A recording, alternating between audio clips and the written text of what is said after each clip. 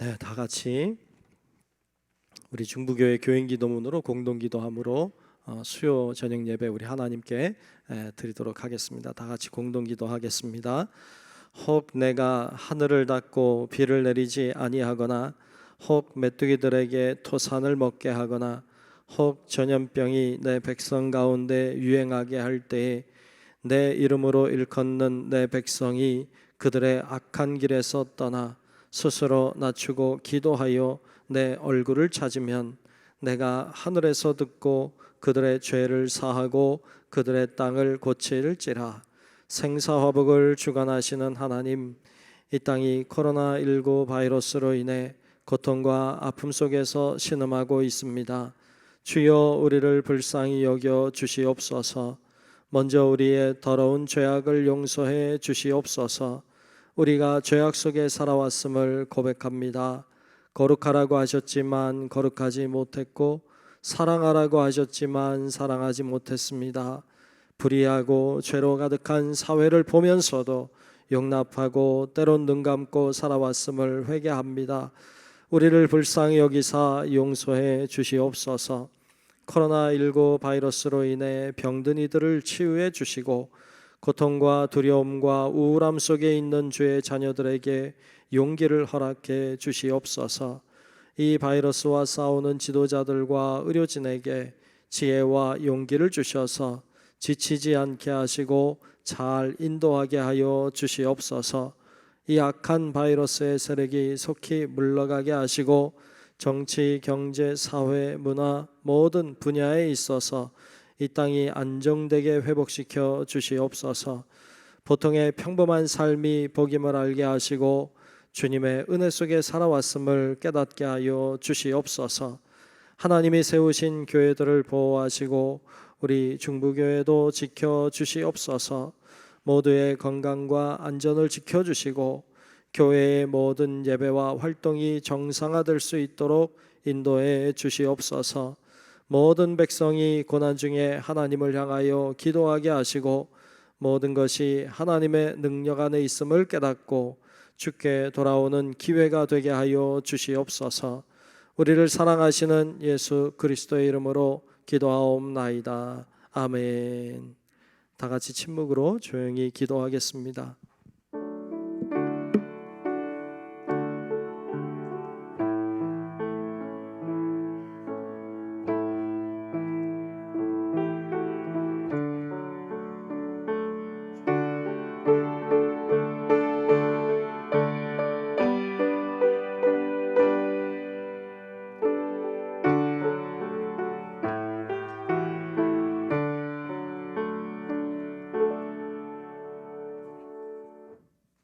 네, 우리 다 같이 찬송가 323장 부름받아 나선 이 몸 함께 찬송하겠습니다. 323장입니다.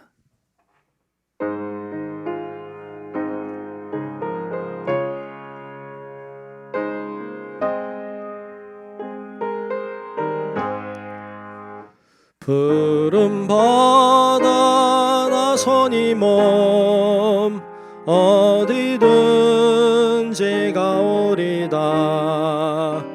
괴로우나 즐거우나 주만 따라가오리니 어느 누가 막으리까.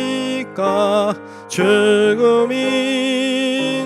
막으리까. 어느 누가 막으리까. 죽음인들 막으리까. 아골골짝 핀들에도 복음 들고 가오리다. 소돔 같은 거리에도 사랑 안고 찾아가서 종의 몸에 지닌 것도 아낌없이 드리리다. 종의 몸에 지닌 것도 아낌없이 드리리다.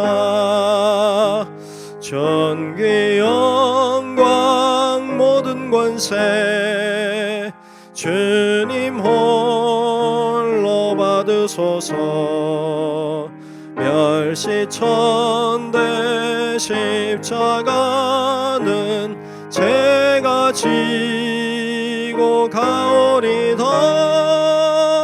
이름 없이 빛도 없이 감사하며 섬기리다. 이름 없이 빛도 없이 감사하며 섬기리다.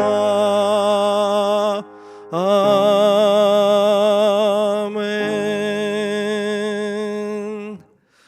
우리 정난숙 집사님 나오셔서 대표로 기도하시겠습니다.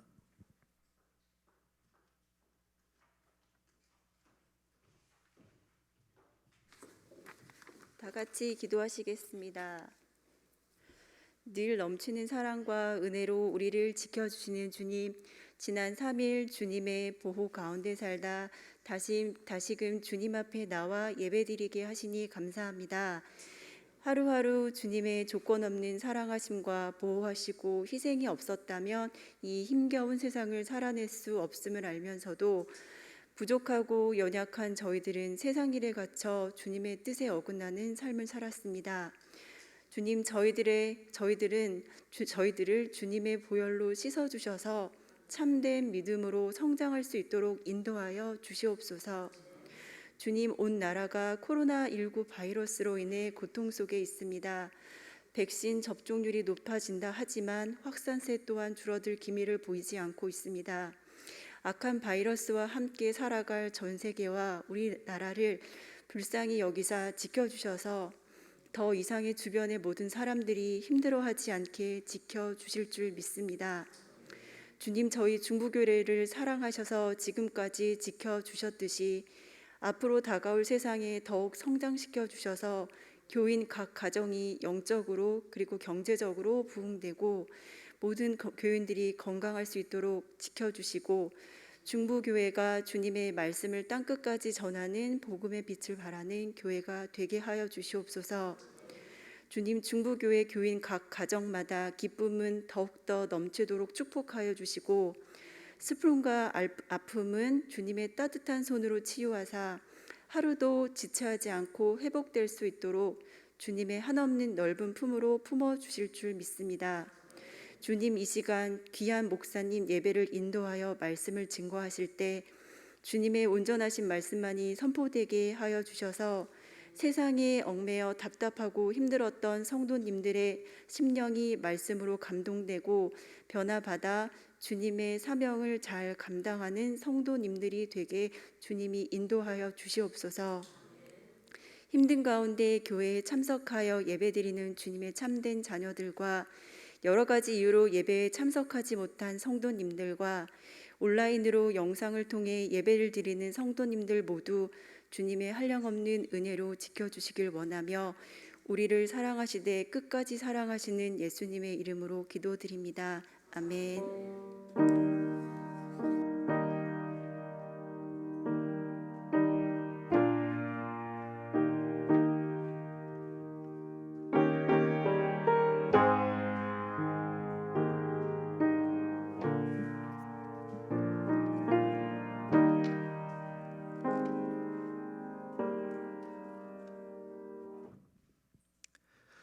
네, 오늘 주시는 말씀을 함께 보겠습니다. 오늘 말씀은 사도행전 8장 1절부터 8절까지입니다. 사도행전 8장 1절부터 8절까지 말씀 보겠습니다.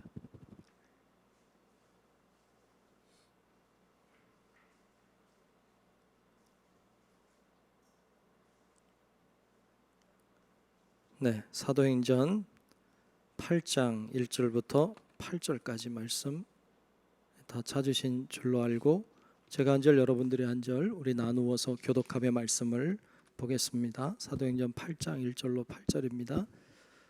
사울은 그가 죽임당함을 마땅히 여기더라. 그날에 예루살렘에 있는 교회에 큰 박해가 있어 사도 외에는 다 유대와 사마리아 모든 땅으로 흩어지니라. 경건한 사람들이 스데반을 장사하고 위하여 크게 울더라. 사울이 교회를 잔멸할새 각 집에 들어가 남녀를 끌어다가 옥에 넘기니라. 그 흩어진 사람들이 두루 다니며 복음의 말씀을 전할세. 빌립이 사마리아 성에 내려가 그리스도를 백성에게 전파하니 무리가 빌립의 말도 듣고 행하는 표적도 보고 한 마음으로 그가 하는 말을 따르더라. 많은 사람에게 붙었던 더러운 귀신들이 크게 소리를 지르며 나가고 또 많은 중풍병자와 못 걷는 사람이 나으니 그 성에 큰 기쁨이 있더라. 아멘. 다 같이 아멘. 네, 오늘도 주의 크고 놀라우신 은혜가 함께 예배하는 우리 모두와 함께 하시기를 주의 이름으로 축복합니다. 네, 오늘 흩어진 사람들이라는 제목으로 말씀을 나누려고 합니다. 사도행전 우리 말씀을 보고 있습니다. 오늘 8장으로 들어왔는데요. 우리가 지난 시간에 또 계속 몇 주간 보았던 7장을 생각해 보면 다 기억하죠. 이제 7장이 뭐죠? 스데반의 설교입니다. 스데반의 마지막 설교가 7장에 나오고 있고 이제 마지막에 7장 끝에 이제 순교하는 장면을 볼 수 있습니다. 이 스데반이 최초의 순교자가 되었습니다. 최초의 순교자가 되었습니다. 기억하시려나 모르겠는데 이 스데반이 순교함으로 크게 두 가지 하나님의 역사가 일어났습니다. 자, 순교함으로 크게 두 가지 하나님의 역사, 진짜 놀라운 두 가지 역사가 일어났는데 첫 번째 제가 지난주에 이야기했어요. 뭐라고 말했냐면 사울이 일어났다는 거예요. 사울이 등장했다. 그러니까 바울이 우리가 아는 바울, 사도 바울이 처음으로 이제 모습을 드러내게 됩니다. 그 스데반이 순교하는 그 현장에 증인들의 옷을 맡은 자로 바울이 등장하고 있다는 것. 그러니까 스데반의 죽음과 더불어 스데반의 순교와 더불어 어떤 일이 일어났느냐? 바울이 등장했다는 것이고요. 놀라운 사건이죠. 그리고 또 하나의 사건이 일어났습니다. 그거를 제가 오늘 말씀드린다고 했어요. 그죠? 기억하는 사람 손 들라고 하고 싶은데 참겠습니다. 첫 번째는 사울이 등장했다는 것이고 또 하나 놀라운 사건이 일어났는데요. 그 뭐냐 하면 흩어진 사람들이 발생했다는 거예요. 흩어진 사람들. 이게 뭐 대단한 일인가 이렇게 생각할지 모르지만 엄청난 일입니다. 그게 엄청난 일인지에 대해서 우리가 뒤에 좀 살피게 될 겁니다. 우리가 먼저 보고 싶은 건 이 바울에 대한 이야기입니다. 자, 사울이라고 등장하는 이 바울, 우리가 바울, 사울 이렇게 이야기하는데 예전에 제가 초등학교 다닐 때 그때부터 여러 차례 들은 이야기가 있어요. 아마 여러분들도 거의 들었을 거예요. 이런 이야기죠. 사울이라는 사람이 예수님을 만나서 바울이 됐다.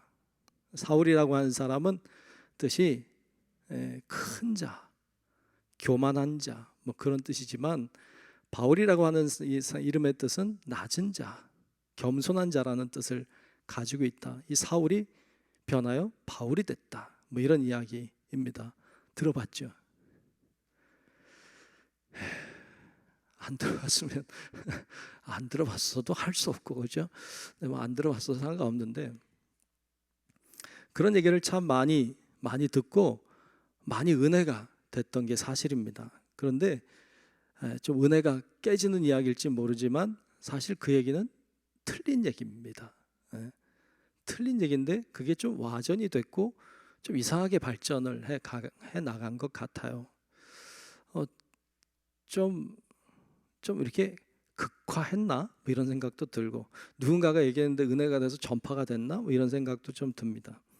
사실은 좀 그렇지 않아요. 사울이라고 하는 이름은요 히브리식 말입니다. 이 히브리식 이름이에요. 그냥 사울의 이름. 예. 그리고 바울이라고 하는 말은 헬라식 이름이에요. 서로 다른 언어로 부를 때의 이름인 거예요.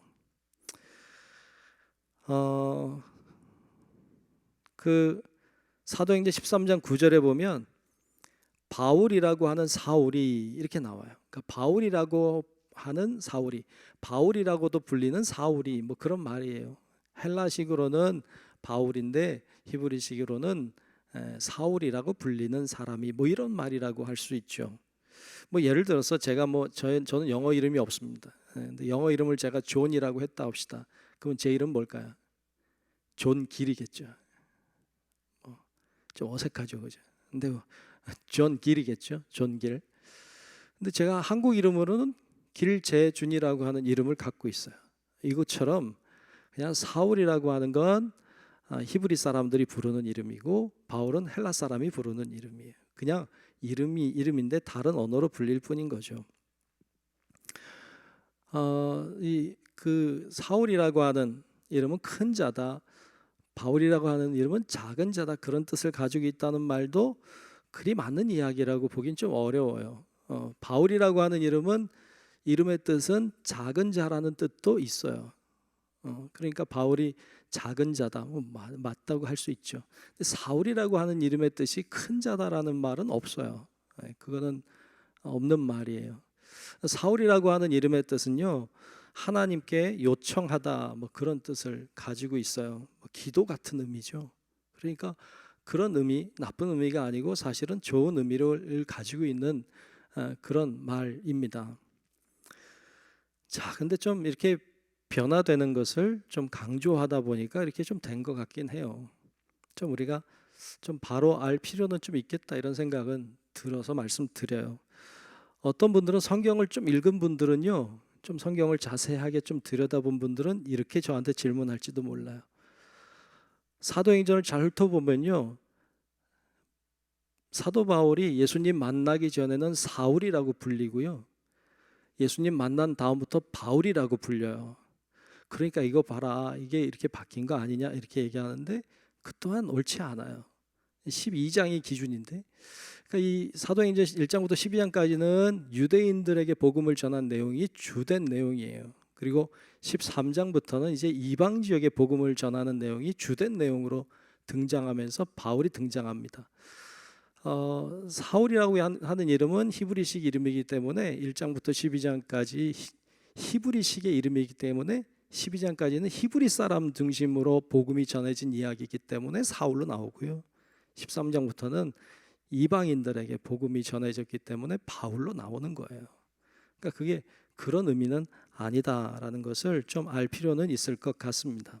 자, 그렇게 중요한 건 아닌데 저는 그 얘기를 듣고요, 좀 놀랐습니다. 그 얘기를 보고 이렇게 틀린 얘기가 이렇게 제가 알기로는 예전에 신앙생활 하셨던 분들은 다 들은 이야기일 거라고 생각해요. 우리 교회만이 아니고 전국적으로 다 들은 이야기일 것 같은데 이런 이야기가 틀린 이야기라고 하는 것이 좀 놀라웠어요. 그래서 하여튼 말씀은 좀 정확하게 알 필요가 있겠다, 좀 정확하게 알고 잘 가르치고 잘 배울 필요가 있겠다, 이런 마음도 사실 좀 들었습니다. 어쨌든 바울은 스데반이 순교할 때 그 증인들의 옷을 가지고 있었던 사람입니다.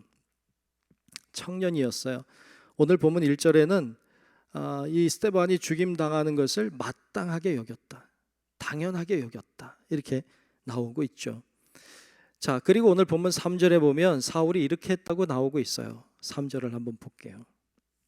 3절을 보면 사울이 교회를 잔멸할세 각 집에 들어가 남녀를 끌어나가 옥에 넘기니라 그랬어요. 바울은요, 확신했어요. 예수라고 하는 사람은 거짓이다. 예수라고 하는 사람을 믿는 사람들은 다 틀린 사람들이다. 그들은 못된 사람들이다. 그들은 이단 같은 자들이다. 그러므로 다 잡아들여야 되고 다 옥에 가두어서 죄가를 치르게 해야 된다. 이런 확고한 믿음을 가지고 있었던 사람이에요. 그래서 나아가서 이들을 잡아들이는 일에 최선을 다했습니다. 그러다가 사도행전 이제 9장에 가면, 우리가 지금 8장 보고 있습니다만 9장에 넘어가면 사도 바울이 이제 다메섹으로 예수 믿는 사람들 잡으러 가다가 거기서 인격적으로 자기를 찾아오신 예수님을 만납니다. 인격적으로 만나는 극적인 장면이 등장하고 있죠. 그래서 변화되는 놀라운 일이 일어났습니다. 이 바울 같이 위대한 사람이 기독교의 역사상 있었는가? 기독교의 역사상 가장 위대한 사람을 한 명만 꼽으라고 한다면, 물론 예수님 다 빼고 가장 위대한 사람 한 명을 꼽으라고 하면 바울을 꼽을 겁니다. 바울은 정말 놀라운 일들을 행한 사람입니다. 만약 바울이 없었다면 오늘날에 기독교가 있었을까 싶을 정도로 바울의 역할은 엄청났습니다. 바울이 행한 사역이 굉장히 중요했고요. 뿐만 아니라 그에게 특별히 중요한 것은 자신의 사역뿐만 아니라 기독교의 핵심 진리를 글로 남겼다는 것입니다. 이 굉장히 중요한 일을 했습니다. 바나바도 대단했습니다. 베드로도 대단했습니다. 요한도 훌륭했어요. 근데 그들 모두가 바울만큼 글로 남기지 않았어요. 그리고 바울만큼 굉장히 체계적이지 않았습니다. 바울은 굉장히 기독교의 진리의 핵심들을 편지 형식이라고 할지라도 굉장히 체계적으로, 그리고 굉장히 논리정연하게 그 글을 잘 완성해 냈습니다. 당시에 그럴 수 있는 사람은 사실 많지 않습니다. 베드로는 어부였습니다. 안드레, 야고보, 요한, 그의 주변에 있는 사람들은, 예수님 주변에 있는 사람들은 주로 잘 글도 모르는 어부들이었고요.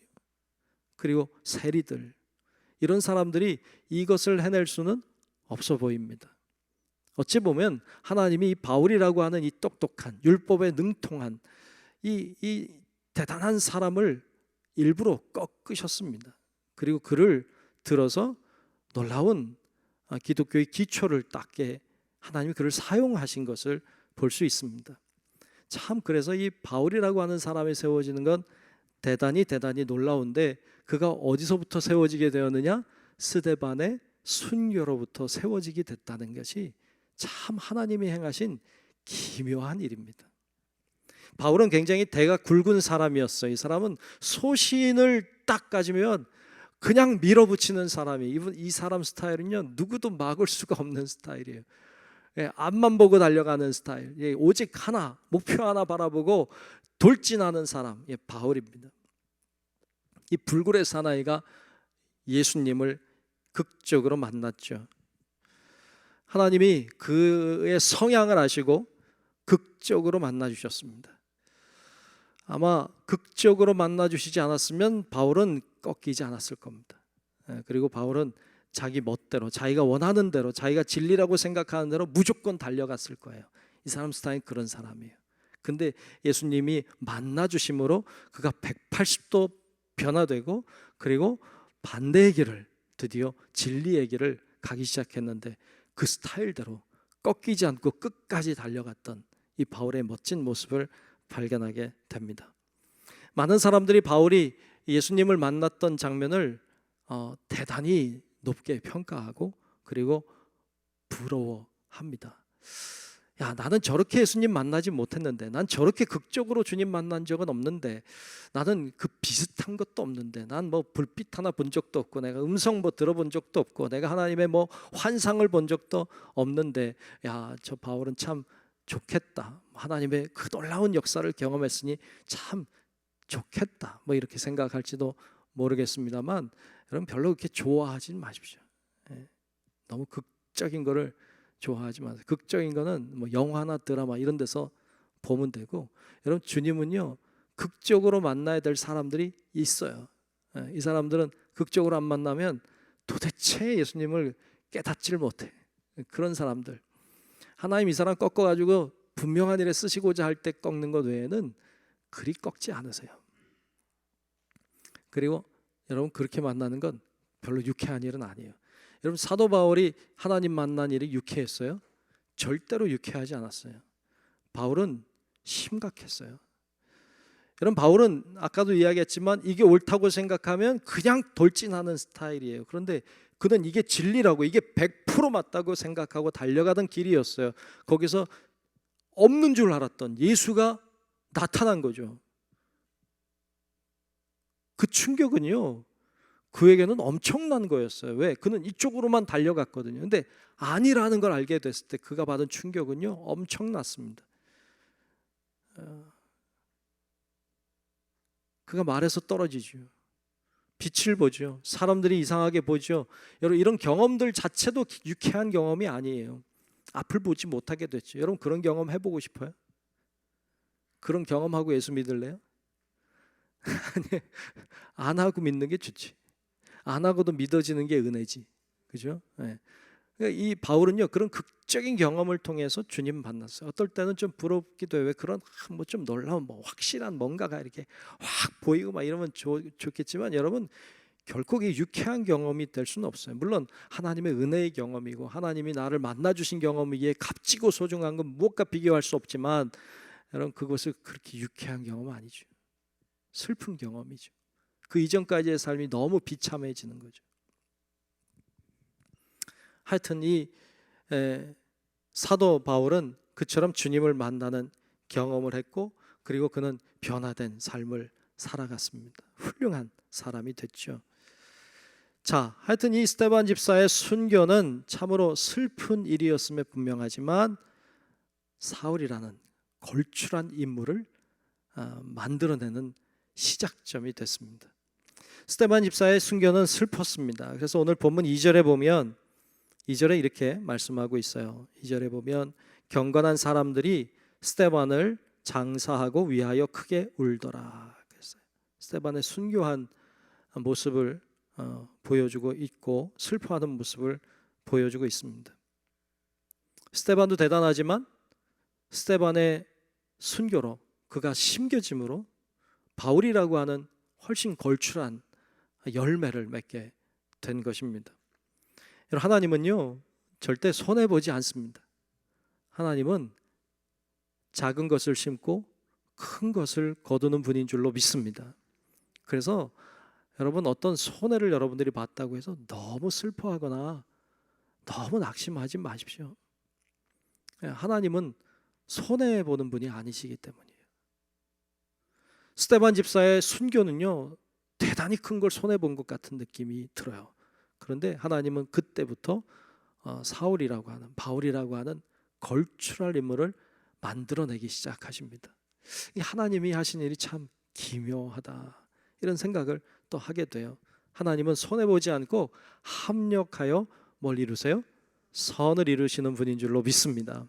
그래서 이 순교라고 하는, 이 스데반의 순교라고 하는 이 어려운 이 고난을 통하여서 큰 인물을 합력하여 선을 만들어 가고 계십니다.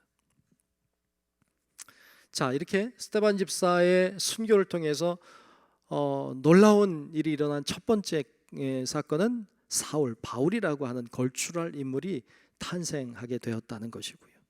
두 번째 사건은 아까 살핀 것처럼 흩어진 사람들이 일어나게 되었다고 하는 것입니다. 자, 흩어진 사람들을 디아스포라 그리스도인이라고 불러요. 디아스포라, 흩어졌다는 말인데요. 이 흩어진 예수의 사람들, 디아스포라 유대인들이라고 말하는데, 왜 흩어진 사람들이 생겼는가 하면요, 박해 때문이에요. 박해가 일어났어요. 스데반 집사가 복음 전하다가 순교하는 걸 사람들이 봤어요. 그거 보니까 어떤 생각이 들어요? 나도 복음 전하다간 죽겠다. 나도 복음 전하다간 죽을 수도 있겠다. 나도 순교할지도 모르겠다. 이런 두려움과 이런 또 공포의 마음, 이런 것들이 들어왔죠. 그러므로 사람들은 흩어지기를 시작합니다. 오늘 본문 1절에 보면 1절에 이렇게 기록하고 있어요. 자, 1절을 한번 제가 보겠습니다. 사울은 그가 죽임당함을 마땅히 여기더라. 그 다음에 그날에 예루살렘에 있는 교회에 큰 뭐가 있어요? 큰 박해가 있어. 사도 외에는 다 유대와 사마리아 모든 땅으로 흩어지니라 그랬어요. 아멘. 자, 교회에 큰 박해가 있어서 사도 외에는 다 어디로? 유대로 또 사마리아로 또 모든 땅으로 흩어졌다고 말씀하고 있습니다. 뭐가 생각 안 나요? 유대와 사마리아와 모든 땅으로 흩어졌다고요. 생각나는 거 없어요? 예수님이 하신 마지막 말씀, 사도행전 1장 8절의 말씀이 떠올라야 됩니다. 사도행전 1장 8절이 이런 말씀이에요. 예수님 마지막 하신 말씀인데, 오직 성령이 너희에게 임하시면 너희가 뭘 받아요? 권능을 받고 예루살렘과 온 유대와 사마리아와 땅 끝까지 이르러 내 증인이 되리라 하시니라. 아멘. 아멘. 예수님을 믿고 따랐던 사람들이 예루살렘에 머물러 있다가 성령의 임재를 체험해. 우리가 본 것처럼 초대교회에 성령이 임하시잖아요. 성령이 임했어요. 그러면 그들이 권능을 받았죠. 그 다음에 해야 될 일이 뭐예요? 예루살렘과 온 유대와 사마리아와 땅 끝까지 이르러 증인이 돼야 돼요. 근데 나가요? 안 나가요? 안 나가요. 예. 성령은 임했어요. 근데 안 나가요. 왜 안 나가죠? 싫으니까. 여러분 같으면 가겠어요? 나 지금 여기 살고 있는데 2, 3만 가도 피곤한데 딴 지역에 가서 복음을 전하라고요? 안 가죠. 안 갑니다. 성령은 체험했어요. 성령의 임재가 있었어요. 놀라운 경험을 했어요. 그런데 이제 나가야 돼요. 사마리아로, 다른 지역으로, 땅 끝으로 가야 되는데 안 가요. 가기 싫어. 우리 같아도 그럴 거예요. 그때 하나님이 하신 방법이 박해였어요. 순교자가 발생하고 박해가 일어나기 시작했어요. 그러자 사람들이 흩어지기를 시작했습니다. 밖으로 도망가고 나가기를 시작합니다. 폭탄이 떨어지면요, 주변에 있던 파편들이 사방으로 퍼져나갑니다. 그런 것처럼 박해라고 하는, 순교라고 하는 폭탄이 떨어지니까요, 사람들이 사방으로 흩어져 나갔습니다. 결국에 사방으로 흩어진 자들이 오늘 말씀에 있는 것처럼 흩어져 나갑니다. 이 폭탄이라고 하는 게 떨어져서 흩어져 나간 모습을 오늘 본문 1절을 다시 한번 제가 읽으려고 하는데, 1절을 다시 보면, 사울은 그가 죽임당함을 마땅히 여기더라. 순교, 박해가 떨어진 거죠. 그날에 예루살렘에 있는 교회에 큰 박해가 있었어요. 그래서 사도 외에는 다 유대와 사마리아 모든 땅으로 흩어지니라. 아멘. 박해가 일어나니까 흩어졌습니다. 하나님의 복음 전파라고 하는 큰 목표를 이루기 위하여 하나님은 달갑지 않지만 박해라고 하는 이 달갑지 않은 도구를 사용하고 계십니다. 박해가 좋진 않죠. 유쾌하지 않죠. 고난이라고 하는 것이 우리 힘들게 하고 어렵게 만드는 건 사실이죠. 그런데 참 놀라운 건 하나님은 그 도구를 통해서 전 세계로 사람들을 흩어 놓으셨고 그들이 있는 곳에서 복음을 전하기 시작했습니다. 하나님이 행하시는 일들은요, 우리의 생각과는 많이 다릅니다. 놀랍습니다. 자, 그러면 이 흩어진 사람들이, 이 디아스포라 유대인들이, 그리스도인들이 나아가서 뭘 했습니까? 오늘 말씀 4절에 보면 이렇게 했다고 나오고 있어요. 4절에 보면 그 흩어진 사람들이 두루 다니며 무엇을? 복음의 말씀을 전할세 그랬어요. 흩어진 자들이 자기들이 살아가고 있는 삶의 현장에서 복음을 전하기를 시작했습니다. 그러므로 복음이 전해지기 시작한 거예요. 자, 예루살렘에 폭탄이 떨어졌어요. 성령이 임하시고 그 다음에 박해의 폭탄이 떨어지니까 이 복음의 역사가 이 예루살렘에서 이 유다 지역까지는 나갔는데 더 나가지 못하고 있을 때 폭탄이 떨어졌죠. 이 박해 폭탄이 떨어지니까 이제 그 위에 있는 사마리아로 나아가게 됩니다. 그래서 오늘 말씀은 사마리아 지역의 복음이 전해진 첫 번째 이야기를 들려주고 있습니다. 빌립의 이야기입니다.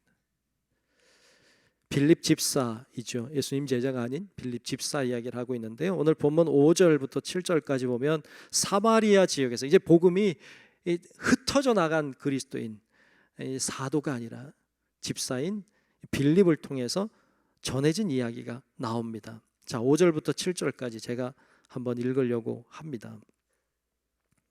자, 빌립이 어디 성이에요? 사마리아 성에, 드디어 사마리아로 복음의 역사가 퍼져가는 걸 이야기하죠. 사마리아 성에 내려가 그리스도를 백성에게 전파하니 무리가 빌립의 말도 듣고 행하는 표적도 보고 한 마음으로 그가 하는 말을 따르더라.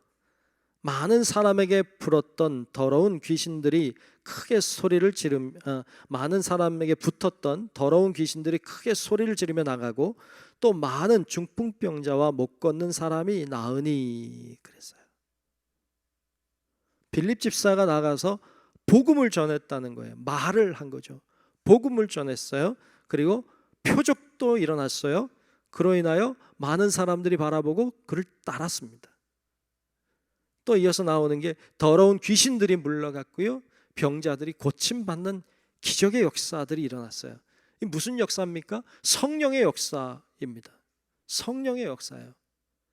예수님이 이 땅에 계실 때 이 성령의 역사가 일어났어요. 그리고 예수님도 말씀을 전하셨죠. 예수님 통해 많은 표적이 일어났죠.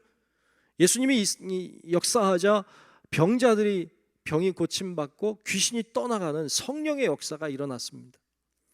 예수님이 떠난 다음에 사도들이 임한 이곳에 베드로, 안드레, 야고보, 요한 이들 중심으로 해서 이들이 나아가서 복음을 전할 때 그곳에서도 똑같은 역사가 일어났어요. 복음을 전하고 그리고 표적이 일어났고 귀신이 떠나가고 병자들이 고침받는 놀라운 역사가 일어났습니다. 예수님이 하셨던 역사, 예수님 때 성령이 하셨던 역사, 사도들을 통해 성령이 하신 역사와 더불어서 이제는 그 역사가 사마리아 지역에서도 빌립이라고 하는 평신도를 통해서, 집사라고 하는 평신도를 통해서 하나님의 동일한 역사가 일어나기를 시작하는 거예요. 성령의 역사가 예루살렘에서부터 시작했지만 유대 지역을 벗어나서 이젠 사마리아 지역까지 성령의 역사가 퍼져나가고 있는 장면을 보여주고 있는 겁니다. 놀라운 일입니다. 이 놀라운 복음의 역사 중심에는 박해가 있었어요. 순교가 있었어요. 그런 의미에서 볼 때 스데반 이 집사의 순교는요, 엄청난 일이었습니다. 그의 순교는 헛된 죽음이 아니었습니다. 그의 죽음, 그의 순교가 아니었다면 이런 복음의 역사가 일어날 수가 없습니다.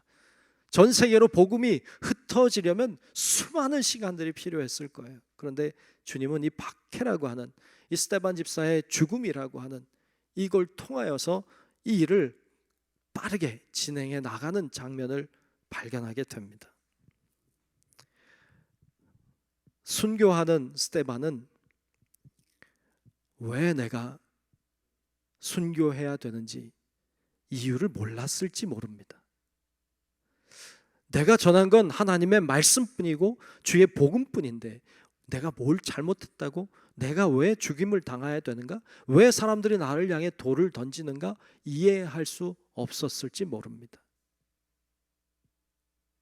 그런데 하나님은 그의 희생을 통하여서 복음이 더 넓은 곳으로 진행될 수 있도록 그를 통하여 일하고 계셨습니다. 우리들에게도 그런 믿음이 참 필요합니다. 어떨 때는 이유를 잘 모르겠는 일들이 있습니다. 왜 내가 뭘 잘못했다고? 왜 내가 이 고통을 받아야 되는가? 내가 행한 건 주님의 말씀대로 한 것뿐인데, 내가 하려고 한 것은 하나님의 뜻대로 하려고 한 것뿐인데 왜 내가 이 고통을, 왜 내가 이 어려움을 왜 내가 감당해야 되지? 이런 생각을 하게 되는 사건들을 우린 경험합니다.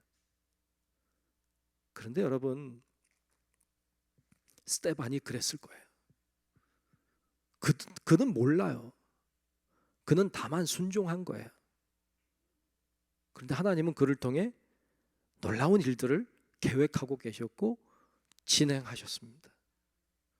우리들이 때때로 이해 안 되고 때때로 알 수 없지만 우리에게 이런 믿음이 필요해요. 하나님, 나는 하나님의 말씀대로 순종했습니다. 그러니 하나님은 하나님의 일을 저를 통해 행하십시오.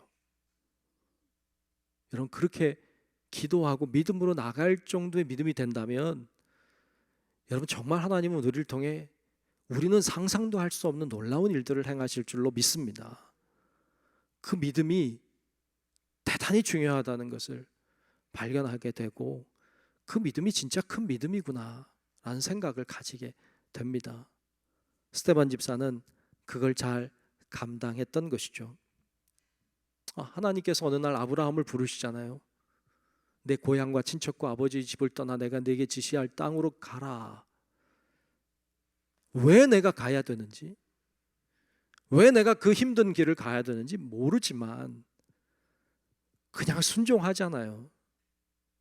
그러니까 하나님이 그 아브라함을 통해서 놀라운 역사 시작을 하십니다.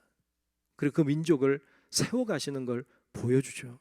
그리고 믿음의 조상의 자리에 올려놓으시는 그 주님의 계획 아래 아브라함이 들어있었습니다. 요셉이 잘못한 게 뭐가 있나요? 근데 요셉을 미워하죠. 사람들이, 형들이 자기를 미워하여 팔아버리죠. 내가 뭘 잘못했는가? 보디발의 집에서 열심히 생활했죠. 뭘 잘못했나요? 아니, 잘못한 게 없어요. 누명을 쓰죠. 감옥에 가요. 왜 내가 이 고난을 당해야 되는가? 내가 뭘 잘못했는가? 감옥에서도 열심히 살잖아요. 근데 아무도 알아주지 않는. 여러분, 그런 삶을 살아왔잖아요, 요셉이. 왜 나는 이렇게 안 풀리는가? 왜 내 인생은 이렇게 계속 추락하는가? 어쩌면 그런 생각을 할 만한데 요셉은 신실하신 하나님을 잊지 않았습니다. 하나님이 그를 통하여서 결국에 그를 총리로 세우시고, 총리 세우는 게 문제가 아니라 그 자기 민족을 구원하시잖아요. 그리고 그 애굽으로 들여보내셔서 큰 민족이 되게 하십니다. 요셉의 희생을 통하여 주님은 그 일을 행하셨습니다. 성경에 보면요, 이런 얘기가 많습니다. 예레미야 얘기도 그렇고 다니엘 얘기도 그렇고 모세 얘기도 그렇고. 여러분, 이런 이야기가 많아요. 뭘 얘기하는 거예요? 여러분, 하나님은요, 일하시는 패턴이 있는데 희생을 하게 하세요. 피를 흘리게 하세요. 그런데 그 피와 희생을 헛되게 하지 않으세요. 그리고 그걸 통해서 우리는 생각도 할 수 없는, 우리는 상상도 못했던 놀라운 일들을 계획하시고 그 일을 행하시는 분이신 줄로 믿습니다. 심지어는 자기 아들을 죽였어요. 자기 아들의 피를 흘리게 하셨어요. 생명을 거둬가셨어요. 왜 그분이 무엇을 잘못했다고? 근데 그 희생을 통하여서 온 인류를 구원하시는, 생각도 할 수 없었던 하나님의 놀라운 일들을 행하셨습니다. 이게 하나님이 하시는 일이에요. 그래서 때때로 스데반처럼 왜 그가 희생했는지 잘 모르겠는 일들이 우리의 상황에도 일어날 수 있는데 너무 낙심하고 너무 자책하고 너무 나는 아닌가 봐 이렇게 하지 마세요. 하나님은 스데반이라고 하는 한 사람을 희생함으로, 그가 희생의 제물이 기꺼이 되어줌으로 사울 같은 정말 건실한 하나님의 사람이 세워졌고, 수많은 그리스도인들이 전 세계로 흩어져 나아가서 복음을 증거하고 그곳에서 생명이 살아나는 놀라운 역사를 일으키신 줄로 믿습니다. 이게 주님이 하시는 일이에요. 그러므로 오늘 본문 마지막 8절에 보면 이렇게 기록하고 있습니다. 오늘 본문 8절에 보면 그 성에 뭐가 있어요? 큰 기쁨이 있더라. 아멘. 큰 기쁨, 이거 어디서 온 거예요? 스데반의 죽음에서 온 거예요. 스데반의 희생에서 온 거예요. 한 사람이 희생함으로 큰 기쁨이 이 여러 곳에서 일어나게 된 거죠. 하나님은 이렇게 일을 하시는 것을 볼 수가 있습니다. 우리 기독교의 역사는 순교의 역사입니다. 우리 기독교 역사는 피의 역사예요. 우리나라에서도 기독교로 인하여 순교한 사람들이 엄청나게 많습니다. 그분들의 피와 희생으로 기독교는 섰습니다. 오늘 우리가 이렇게 있을 수 있는 건 그분들의 희생, 그분들의 피 위에 우리가 서 있기 때문입니다. 그분들은 왜 이런 일들이 일어나는지 몰랐겠지만 오늘 우리가 이렇게 예배하고 이렇게 예배당에 서 있는 모습을 보면 너무 기뻐하고 좋아할 것 같습니다. 여러분, 우리도 때때로 이해할 수 없는 일들이 우리 가운데 일어난다고 할지라도 신실하신 하나님 믿고 우리가 기꺼이 희생하고 기꺼이 하나님 앞에 헌신함으로 정말 하나님이 더 크고 놀라운 일들을 행하시는 그것을 믿음으로 바라보며 잘 감당해 나아가는 우리 성도 여러분들이 되시기를 주님의 이름으로 축원합니다. 기도하겠습니다. 은혜로우신 아버지 하나님, 오늘 스데반의 희생이 얼마나 큰 아름다운 열매들로 나타났는지를 보았습니다. 정말 우리의 희생과 헌신을 통해서도 하나님은 놀라운 일들을 계획하고 계시고 또 이루고 계시는 줄로 믿습니다. 믿음으로 나아가는 우리의 삶이 될 수 있도록 하나님 도와주시고 인도하여 주시옵소서. 예수님 이름으로 간절히 기도하옵나이다. 아멘.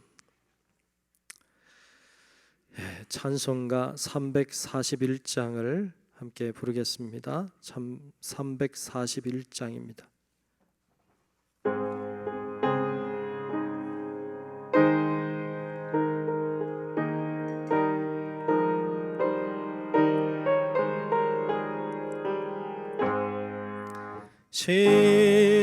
십자가를 내가 지고 주를 따라갑니다.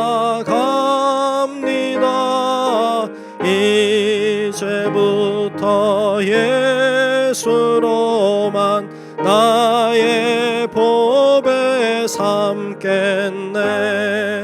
세상에서 부귀 영화 모두 잃어버려도 주의 평안 내가 받고 영생 복을 받겠네. 주도 곤욕 당했으니 나도 곤욕 당하리. 세상 사람 간사나 예수 진실합니다. 예수 나를 사랑하사 빛난 얼굴 보이면 원수들이 미워해도 염려할 것 없겠네. 내가 핍박 당할 때에 주의 품에 안기고 세상 고쳐 당할수록 많은 위로 받겠네. 주가 주신 기쁨 외에 기뻐할 건 무엇냐. 주가 나를 사랑하니 기뻐할 것뿐일세. 아멘.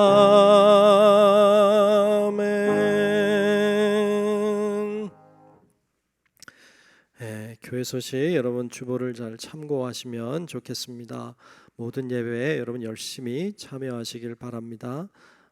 또 우리 교회학교에서 성경학교 또 중고등부에서 수련회를 10월 달에 준비하고 있어요. 계획하고 있습니다. 첫째, 둘째 주는 중고등부 학생들, 셋째, 넷째, 다섯째 주에는 교회학교에서 성경학교 합니다. 여러분들이 아시고 우리 선생님들 보시면 격려도 해주시고 또 새벽마다 기도도 해주시고 여러분 있는 곳에서 기도해 주시면 좋겠습니다. 네, 여러분 주보를 나머지 잘 보시면 좋겠어요. 우리 모두 일어나셔서 찬송가 620장 1절 함께 부르겠습니다.